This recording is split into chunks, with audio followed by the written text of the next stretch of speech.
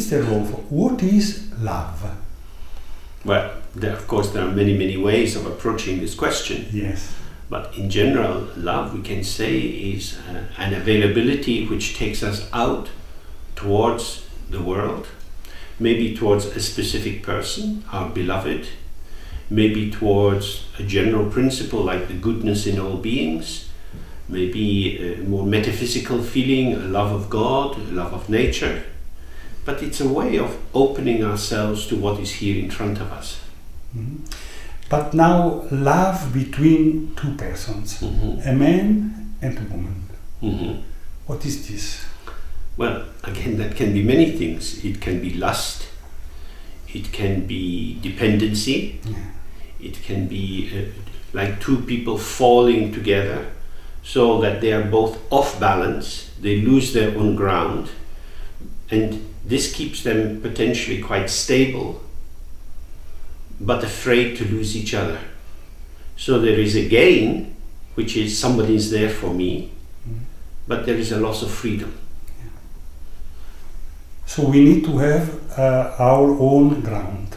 We need to have our own ground. But what is this? Well, in couple therapy, they talk of an H-frame relationship, where you have two people, each standing on their own feet, and they turn to face each other. So they are connected, but it's like a letter H. Or you can have an A-frame, where you have to collapse. Or you can even have one person propping up the other. And this is also a kind of love, where somebody becomes very supportive of their partner, but they're now very imprisoned because they can't move. So love as the situation where two people find their fulfillment through being close to each other, and yet being returned to themselves through the closeness, that's more difficult to achieve. Yes. How can we achieve this? Well, I think by being aware of the regressive edge which is often embedded in love, like wanting to be rescued, wanting to be taken care of. Very often people, when they go out to work in the day, they come home tired and they want someone to take care of them. So you need to make me feel okay. And that's quite a demand, because what am I actually asking the person to do? To suck the poison of the day out of me? But why is the day so poisonous? Maybe I have lost my balance through being over-involved in office politics, or not having worked out how to deal with colleagues, and so I am cooking inside, and I want the other to extract the poison and the difficulty, like a dialysis machine to clean me out. But that's a terrible burden on them. So they're placed in the position of the mother or the father, rather than the equal partner. Yes. Equal partner. This is the key of this relation. Yes, I think we should have a center in ourselves to make a correct exchange, and we have not to search outside to have a solution for our own problems. Indeed. So if we move towards the other from the position, there is a lack, a deficit inside myself, and you are the missing part of myself. I feel complete when I am with you. Embedded in this is a huge demand. Now, if you ever leave me, I will be incomplete again. Therefore, you must stay with me in order to fill up the gap which I have. But what is the nature of that gap? So if from the point of view of Western psychology, we can think, oh, in childhood I didn't get enough love, or I was hurt or bullied at school, and so I've collapsed into myself and have not been able to relate in a free, open way with the world. But maybe the lack goes deeper. From the spiritual point of view, the lack is the absence of the direct experience of our own ground, whether we see this as primordial enlightenment, our Buddha nature, the true nature of our being. In being alienated from ourselves, we then seek another person to provide a home. But how can it be our real home? Because it's a home away from home, rather than helping us to get back home again to where we are really settled and at ease in ourselves. Yes. And in this case, the danger is to manipulate. Indeed. Yes. And and then the problem is more and more complicated. But another factor of complication is the sexuality and the attachment. How can we solve this problem with the sexuality?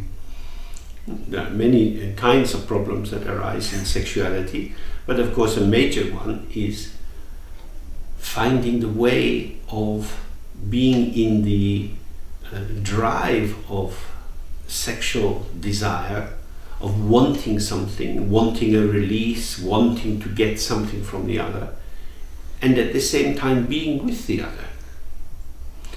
Because sexual desire can easily turn the other into an object. And we've seen that nowadays there's a huge use of pornography, and that young people have an ever-increasing sexualization of the way they behave. School children sending each other sexual messages on their mobile phones, taking sexual photographs of themselves. It's a kind of objectification. I exist as an object, I hope you like me as an object. But no matter how beautiful or tantalizing or exciting an object you become, how is that going to help you be a subject? How would you find the way of being at home in yourself if you have turned yourself into the object of someone else's fantasy? So to be loved as a person is very different from being loved as an object. Of course, some degree of objectification is going to come into it because we like the person's body in terms of body parts, the shape of the breast or the back or whatever it would be. But that can be held together with the heartfelt appreciation of the person. Sexuality becomes, I think, problematic when these two start to go apart. And there is love, which is of the heart, but not full of the erotic feeling, and then an erotic feeling which becomes increasingly devoid of love. And that parallel path is not uncommon. I think it is very important for our own liberation to develop this instinct of the sexuality with another person. This is fundamental. Okay, so one way to think of this is that all the time we are in interaction with our environment. That the fundamental sphere of sexuality is not between a man and a woman or same-sex couples in an environment which is just about bodily contact, but we are in intercourse with the environment all the time. The light of the world is coming in our eyes, sounds and so on. As these experiences of the senses come to us, we are touched and moved. We find ourselves responding. We respond to the beauty of the sky. We respond to the hardness of the pavement. We are adapting and changing all the time. This is an intercourse. So if you are at home in the sense of the ceaseless waves of interpenetration of subject and object, then the joy of the senses can be extended, so that in eating food, the world is coming in through your mouth, the delicious tastes are there and dissolving. The object is dissolving into the subject is dissolving into the object. When this is extended through the various experiences like hearing music, listening to someone talking, the dissolving opens up the space of non-resistance. So with this as the wider field, then the actual sexual encounter between people becomes simply a more intense form of the freedom to offer oneself and to receive. This ever-changing wave-like pulsation of sensory experience. But if you don't have a feeling of being connected with the world, if you feel alienated and cut off, and you feel that the world is something other, within which you are so lucky that you found this wonderful person that you want to be with and be sexual with, this is an incredible burden that is put onto them. So of course sex can have a lot of pleasure in it, but there's a kind of desperation and appropriation of the other, which makes them very, very special, and it can easily create a folie à deux, because if I lose you, where will I be? It's an overinvestment. So that rather than openness being extended out into the world, there is a disinterest in others, and often a fear, a jealous fear, someone else will take you away, and therefore I have to hang on to you. And then I'm wrapping you in my thoughts, my plans. You are my future. You are my world. You are my everything. Pop songs are full of these kind of lyrics. So the overinvested other is a very fragile position. This is the big problem for many, many people today. Yes. To be alone and to search outside the solution and not inside. Yes. Because nobody can save us from ourselves. Nobody can give us what we need to find in our own nature. And to project out my longing into another person and say, now you must make me happy. How can that make the heart soft? But our education, our culture has a goal, the outside world and not the inside world. Yes.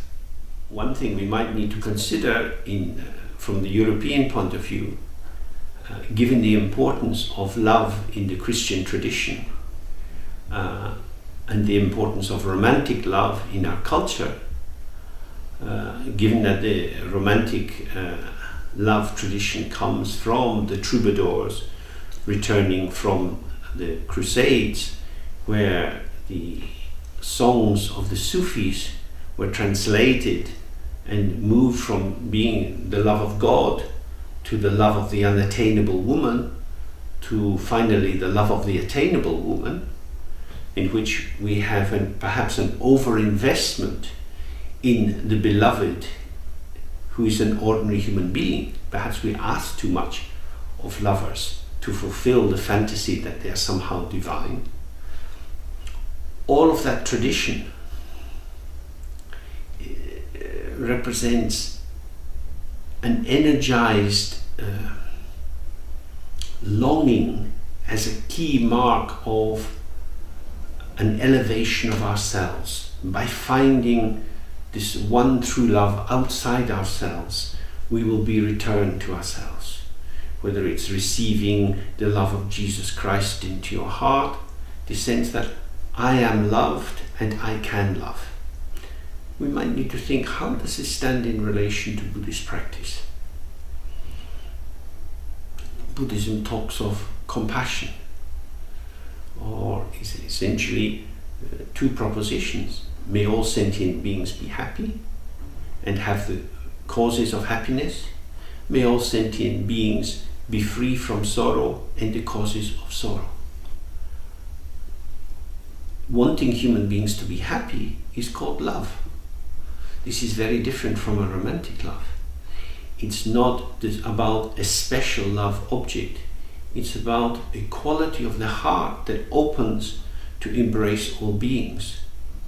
It's not about saying, I love you. It's not propositional. It's not dogmatic.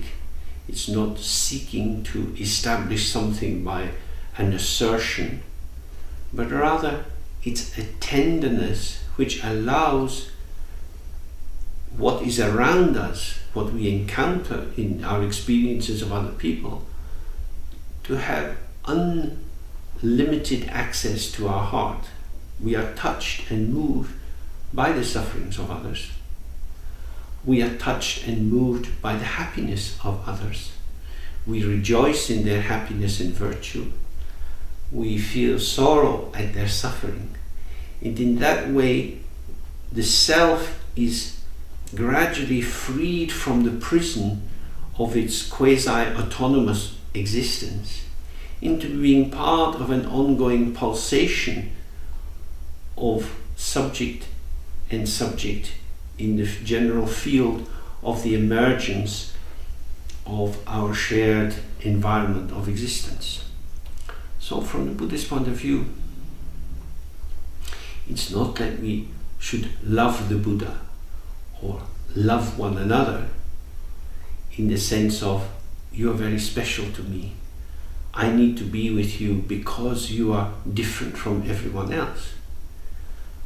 The practice of devotion in Buddhism is to focus the mind into the particular qualities of the Buddha or the deities which are visualized, and by entering into their world, to merge in their world and to bring them into our world, so that we realize that what we call samsara, the realm of suffering, of separation, of isolated ego, determinism, is in fact not fundamentally different from the realm of nirvana, of peace, of liberation.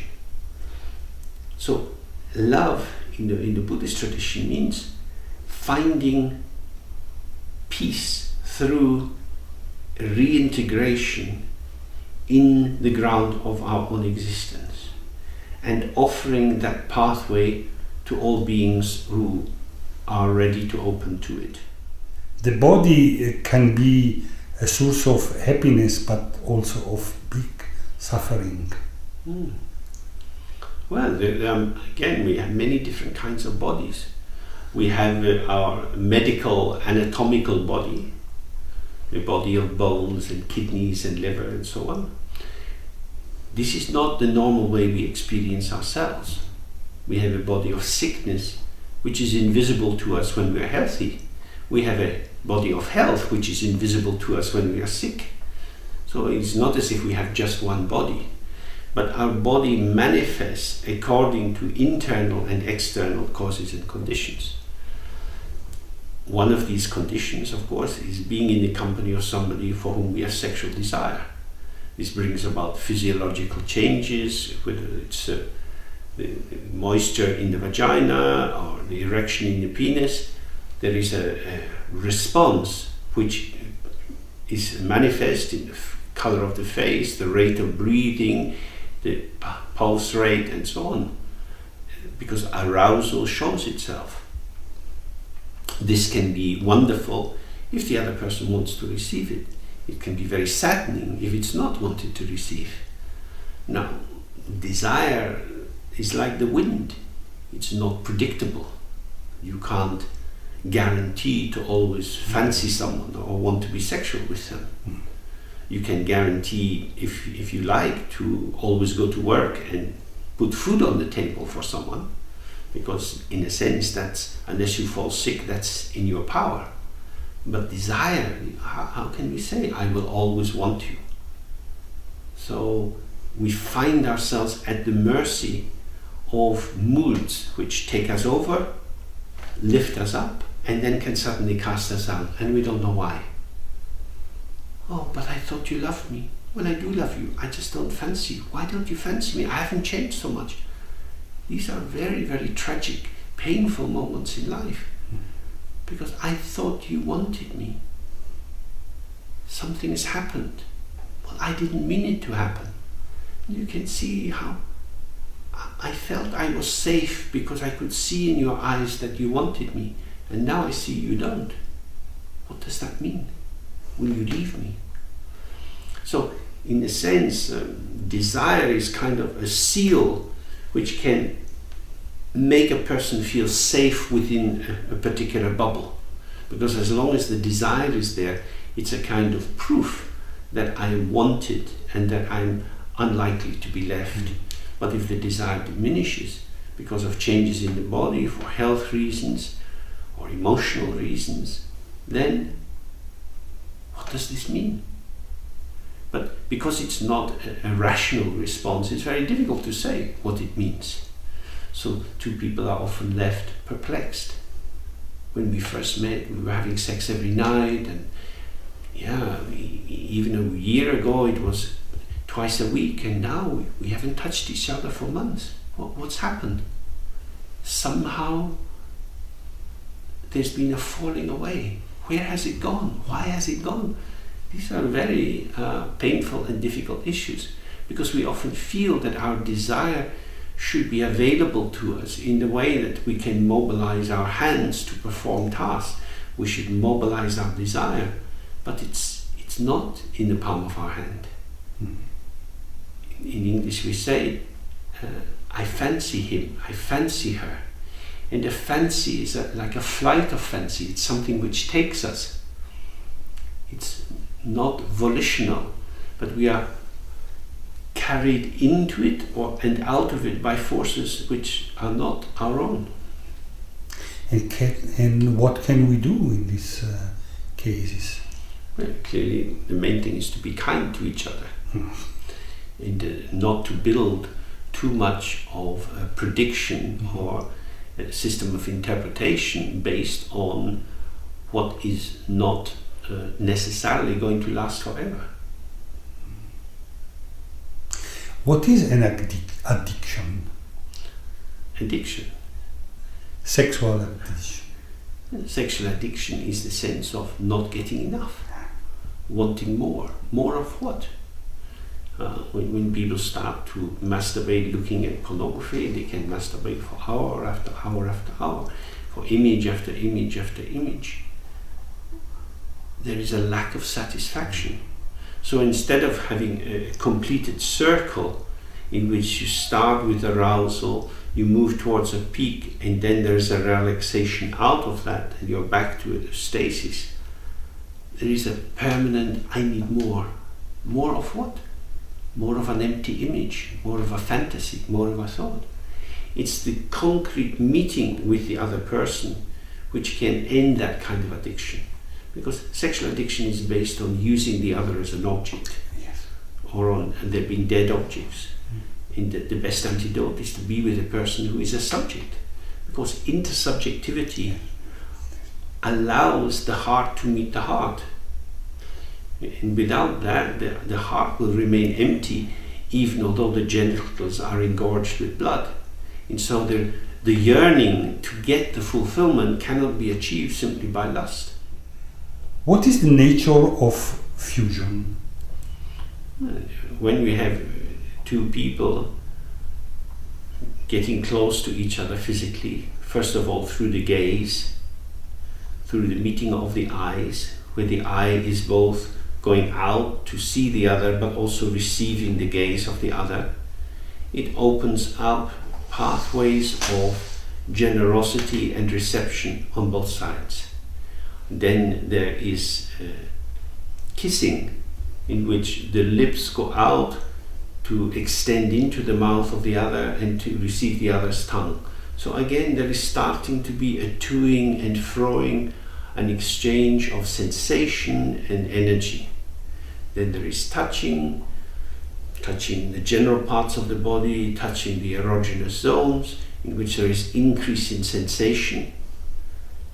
And with that, an awakening of a sense of longing and demand, of really wanting, which creates a loss of interest in the wider world. There is a forgetfulness of the environment, and it's almost like a meditation practice of mindfulness. One starts to develop a one-pointed focus into the arising of sensation, the colors changing in the person's face, the tension in the hardening of the nipples, the pulsation of the breath in the chest, and so on, the sweating, the hearing the sound of arousal in the short gusts of breathing. All of this creates a movement into the fourth stage, which is penetrative rhythms, in which, with alternations of fast and slow, there is a build-up and a recession, and a build-up and a recession, until a moment of orgasm. And in the orgasm, there is a forgetfulness both of oneself and of the other. In that state, there is nothing at all.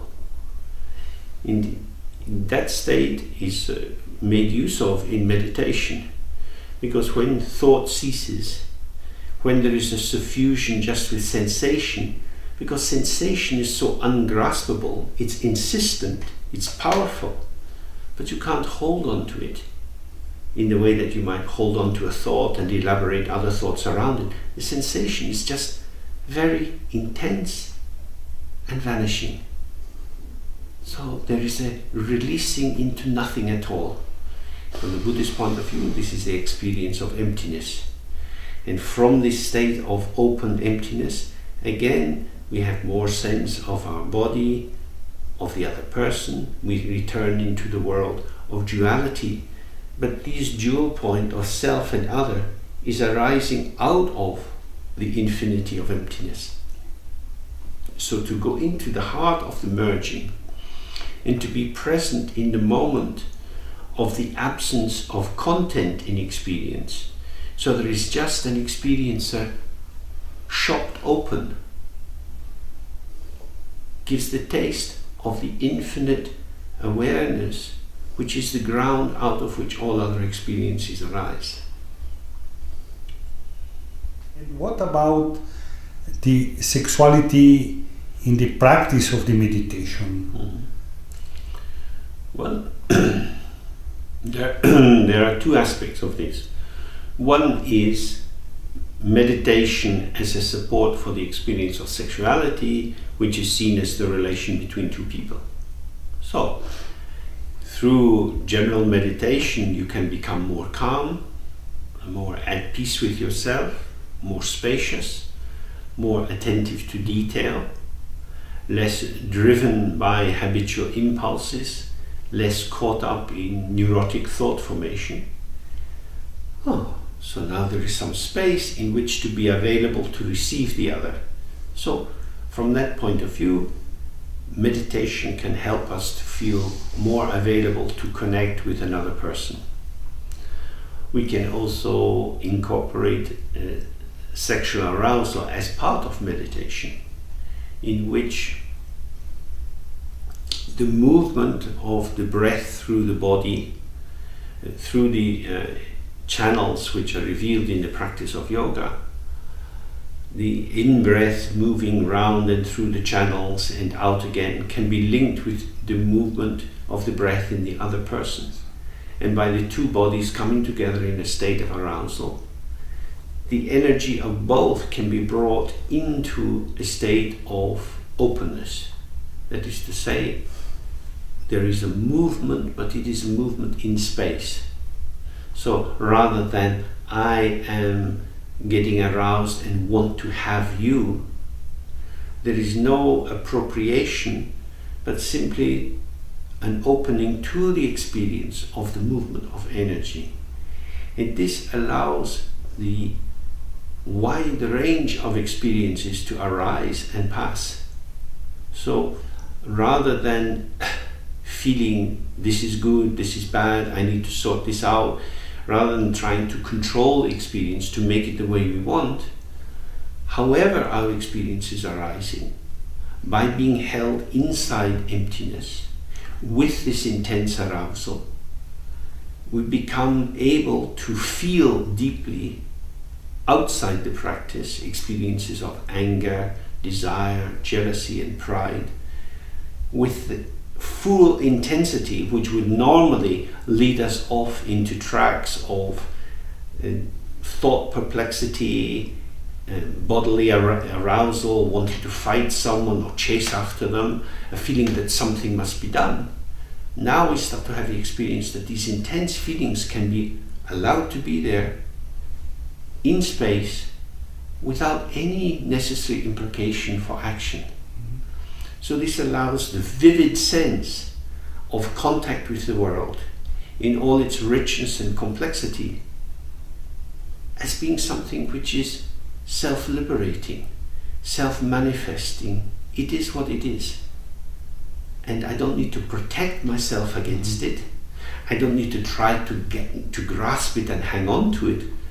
But I can start to have a pure aesthetic appreciation, which is fully energized using the power of the genital arousal, and yet it's not pushing towards the release in orgasm. So one can stay in a state of arousal linked with empty openness as a way of having the full vitality of all the aspects of the body, all the pores of the body fully awake, and just awake, and just awake. That it's not something which has to be resolved, something which has to be removed.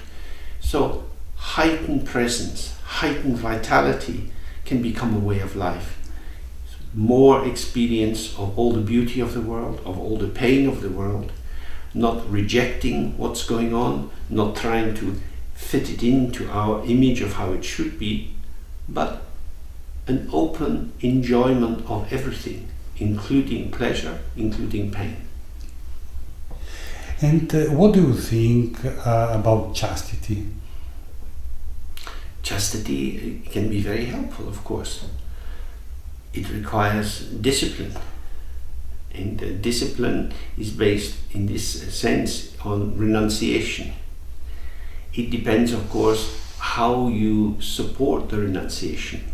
If you say, oh, alcohol is very bad, very dangerous, it makes you crazy, I mustn't drink. Or women are very dangerous, very bad, men are very dangerous, very bad, I must leave them aside. You use the power of rejection to simplify your world, which can be helpful for meditation practice, but you're also investing a very dualistic reading. Spiritual practice is good, engagement with the world is dangerous and bad. So in the very moment where you deepen your spiritual practice to understand non-duality, you're doing it on the basis of making a dualistic split. And in that way it can be a bit problematic. However, it does have the advantage that if you're living in a monastic community, you have more time for practice. You're not called into the busyness of everyday life. But why is everyday life problematic? Having to get kids to school, having to make sure you don't lose your job because you have worldly responsibilities, can be a way of bringing meditation into daily life so that you learn to be with the nuances of the changes in the topology of your existence, sometimes expansive, sometimes contracting, and to work with circumstances which are not in your hands. You're not in charge, you're not in control, and especially you're not in a world where you know what to do. The basis of being a monk or a nun, I think in all the traditions, is that you submit to many rules. There are many regulations when you get up, what you wear, what you eat, what you can do, what you can't do. These provide a structure whereby you can always know what's the right thing to do. In ordinary life, as a layperson, you don't have that. You have to find your own way, which means that you have to center yourself, find a balance, and integrate your personal balance in the middle way. So there are advantages on either side, but generally speaking, given the richness of the possibilities in the Western world, the life of the layperson enriched through meditation is probably going to be more attractive to most people. What is happiness? Well, that's a very interesting question. We might need to separate it out into various strands. On the one hand, we have joy, a kind of exuberance, which can be leading us to bliss, a state of usually bodily involved heightened sensation which is entirely pleasurable, and that makes us feel expansive, glorious, warm, free, and so on. But then we also have enjoyment, which is a quality of pleasure through engaging with the senses, with the objects of the senses in the world. That enjoyment is generated by the qualities of the object. The more we develop meditation practice, we can start to enjoy objects which would ordinarily be considered unpleasant, because now the enjoyment is not seen as what is given to us by the quality of the object, but by the quality of presence which is generated by being aware and available. Then we have a state of satisfaction, of being contented. This is not a peak experience, but a very calm, simple, oh, this is okay, this is okay, this is okay. I don't need to desperately look for something extra. I don't need to be afraid of losing aspects of my world as it's constructed now, because it's okay. If it changes, that's okay. If it doesn't change, that's okay. Contentment is a quality of awareness when it's present in itself and is not being tangled in the movement of its own energy. Of course, awareness itself doesn't get lost or tangled, but it appears to us when we're busy chasing dreams, being frightened of shadows on the wall, that, oh, this must happen or this mustn't happen. This agitation forces us towards the direction of activity, of control, of managing a situation, whereas contentment is being at home in life as it arises. This is not a helpless passivity. It doesn't mean that one has no capacity to influence events, but influencing is a quality of participation, of being in the situation, being part of the situation, and bringing some energy, some arousal to bear on the situation. It's not being outside and trying to control it to get my agenda met. I think of all the many different flavors of happiness, perhaps contentment is the most important. Because with it, we start to get a freedom from desperation, a freedom from fundamental anxiety, and really start to experience basically everything is okay. Then from that, we can bring a mood of peace and calm to our interactions with other people. And without preaching or being dogmatic, we can exude a mood of hope. Not a hope for something in specific, but just a relaxed faith that everything will be fine. That doesn't mean bad things, as we might describe them, will happen, but rather whatever comes is arising and passing, whatever goes is arising and passing. Having seen many things come and go, we realize that there is a continuity to our being which is not determined by the immediate content of our experience.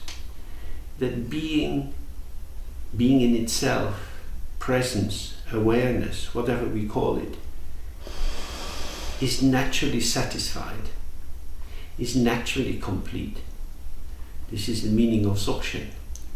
And within that state, we are free to be at home in the world as it shows itself, including being with other people in all the various states they are in, sometimes distressed, sometimes erotic, sometimes angry, sometimes happy, sometimes as colleagues. All the richness of the world is the friend of basic satisfaction. Thank you very much. My pleasure.